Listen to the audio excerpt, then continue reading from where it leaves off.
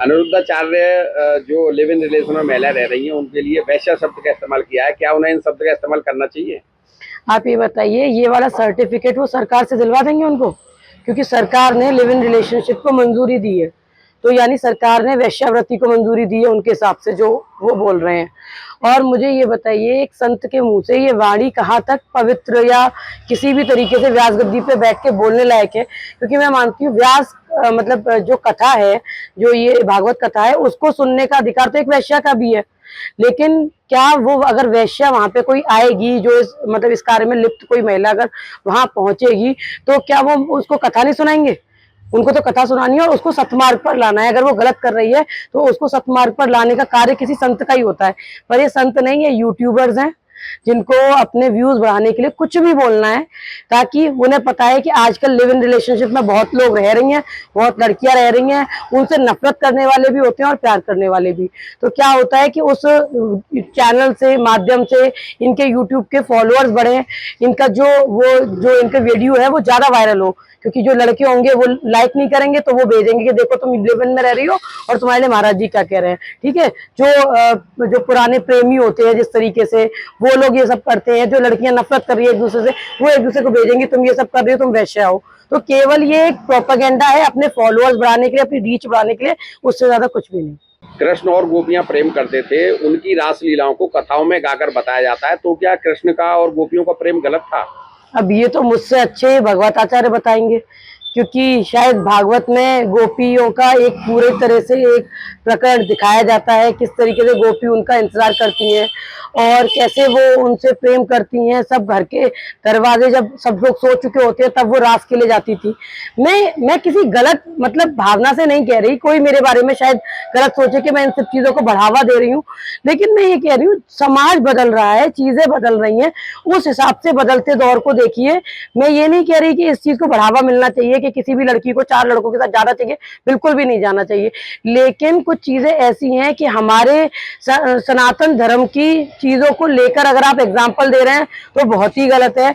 आप सीता माता का और राधा जी का नाम ही ना लें, और जो आप जो सुधार कर सकते हैं वो सुधार कीजिए, क्योंकि सुधार की आवश्यकता है समाज को, प्रचार की आवश्यकता नहीं है। प्रचार के लिए तो इंस्टाग्राम ही बहुत है। मैम, अनिरुद्धाचार्य ने लिव इन रिलेशन में रहने वाली महिलाओं के लिए वैश्या शब्द का प्रयोग किया है, क्या उन्हें ये सब शब्द का प्रयोग करना चाहिए? देखिए, अनुराधाचार्य जी जो सीट पे बैठे हुए हैं, वहां से इस शब्द को बोलना बहुत गलत है। लिव इन रिलेशनशिप वाली बात अलग है। हर प्रत्येक व्यक्ति की अलग अलग धारणा, अलग अलग स्वेच्छा होती है, वो कैसे किसके साथ समय व्यतीत करना चाहते हैं और रहना चाहते हैं।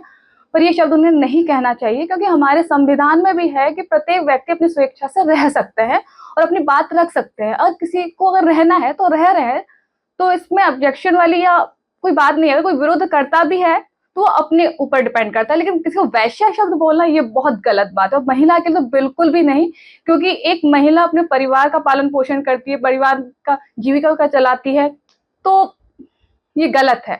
वो कैसे किस परिस्थिति में अपना निर्वाह कर रही है वो स्वयं खुद जानती होगी। तो हम दूसरे पर ये टिप्पणी करना बहुत गलत है। मैम, गोपियां कृष्ण से प्रेम करती थी, ये हम उनकी रास लीलाओं में और कथाओं में सुनाया भी जाता है, तो क्या गोपियों का और कृष्ण का प्रेम भी गलत था? देखिए, गोपी और कृष्ण से अगर मानव की तुलना की जाए ना, बहुत गलत है। क्योंकि अगर प्रेम को अगर देखें तो प्रेम की जो पराकाष्ठा है ना, वो 10 रूपों में तुलना की गई है। तो मनुष्य के अंदर वो 10 नहीं है, मनुष्य 2 में ही शायद प्रेम करके वो थक जाता होगा। लेकिन बहुत गलत है, हम भगवान से तुलना नहीं कर सकते हैं कि गोपी और कृष्ण ये अलौकिक है। तो मुझे लगता है ये चीज सही नहीं है। गोपी और भगवान श्री कृष्ण और गोपी ये अपनी जगह है, श्रद्धा है, और हमें इस चीज को एक मानवता के अकॉर्डिंग इस प्रेम को, भावना को जागृत करना चाहिए, पर इसको गलत रूप में नहीं लेना चाहिए। मैम, गोपियां कृष्ण से प्रेम करती थी, ये सब उनकी रास लीलाओं में और कथाओं में बताया जाता है, तो क्या ये उनका प्रेम जो कृष्ण के प्रति था वो भी गलत था क्या? मर्यादा में रह के किया गया प्रेम कभी भी गलत नहीं होता। उन्होंने मर्यादा में रह के प्रेम किया, और मैं तो अभी भी यही कहती हूँ, प्रेम कभी भी गलत नहीं होता, चाहे वो उस टाइम पे किया गया हो या अब किया गया हो, लेकिन वो होना मर्यादा में चाहिए। बताइए, अनिरुद्धाचार्य हैं लिव इन रिलेशन में रहने वाली महिलाओं के लिए वैश्या शब्द का प्रयोग किया है, क्या उन्हें ये शब्द प्रयोग करना चाहिए? व्यासपीठ गद्दी पे बैठ के मुझे नहीं लगता उन्हें ऐसे शब्दों का प्रयोग करना चाहिए। उनके फॉलोअर्स बहुत हैं, मुझे लगता है उन्हें सही सजेशन देनी चाहिए, अच्छी शिक्षा देनी चाहिए, क्योंकि उनके अनुयायी बहुत हैं। तो उन्हें भी अपनी व्यासपीठ के हिसाब से ही अपने शब्दों का चयन करना चाहिए। मैम, कृष्ण और गोपियों में प्रेम था, ये जो कृष्ण की रास लीलाएं और लीलाएं होती हैं उनमें ये सब बताया जाता है, तो क्या गोपियां और कृष्ण का भी प्रेम गलत माना जाएगा?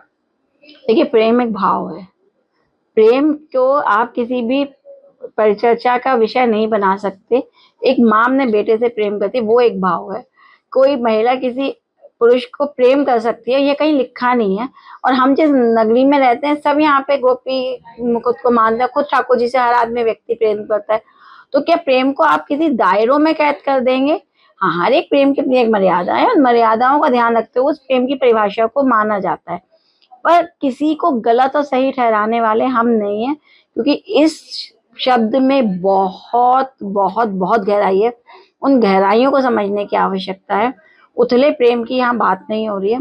गोपियों का जो प्रेम ठाकुर जी के लिए था, उसके वो वैसा प्रेम, वो भाव हम अगर अपने अपने पैदा कर लें तो संसार से सारी समस्याएं खत्म हो जाएंगी। उस प्रेम में त्याग था, सदाचार था, और उस प्रेम के ही तब पे आज ब्रजमंडल है, जहाँ पे हजारों करोड़ों लोग हर साल दर्शन करने आते हैं।